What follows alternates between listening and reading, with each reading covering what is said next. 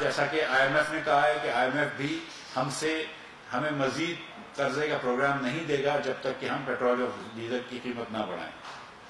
جو پچھلی حکومت نے آئی ایم ایف سے جو ڈیل کری تھی اس کے مطابق نہ صرف کہ کوئی نقصان نہیں برداشت کر سکتے تھا حکومت، نہ صرف کوئی نقصان نہیں کر سکتا تھا بلکہ ہر لیٹر آف پیٹرول پہ اور ہر لیٹر آف ڈیزل پہ 30 روپے کا ٹیکس لگتا،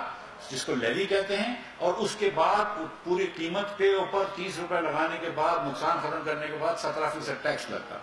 مثال کے طور پر اگر آج ڈیزل پہ شوکت ترین عمران خان کے فارمولے پہ جاؤں تو 80 روپے پہلے 84 روپے ڈیزل پہ ایک قیمت بڑھے گی، 30 روپے اس کے اوپر بڑھے گی تو 124 روپے اور 144 ہے، یعنی کہ 268 روپے اس کے اوپر سیلز ٹیکس لگے گا تو تقریباً 305 روپے کا ڈیزل ہو جائے۔ اگر میں عمران خان کے فارمولے پہ جاؤں تو وہ 305 روپے کا فارمولہ ہے۔ ظاہر ہے کہ یہ عوام متحمل نہیں ہے اس کی، لیکن مجھے افسوس کے ساتھ کہنا پڑتا ہے کہ اگر ہم یہ نہیں کریں گے، کچھ نہ کچھ سٹیپ نہیں لیں گے حکومت کا نقصان کرنے میں، تو ہم بہت غلط روش پہ جا سکتے ہیں۔ حکومت نے فیصلہ کیا ہے کہ جو غریب لوگ ہیں ان کو پروٹیکٹ کریں گے، اور اس کی تفصیلات انشاءاللہ جلد پرائم منسٹر صاحب خود تشریف آئیں گے اور یہ فرمائیں گے خود قوم سے خطاب میں۔ میں ابھی آپ کے سامنے یہ صرف اتنی بات رکھنے آیا ہوں کہ حکومت نے فیصلہ کیا ہے کہ جمعے کے دن سے، یعنی کہ 27 مئی سے آج رات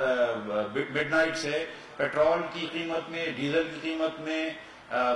کیروسین آئل کی قیمت میں اور لائٹ ڈیزل آئل کی قیمت میں 30 روپے فی لیٹر اضافہ ہوگا، جس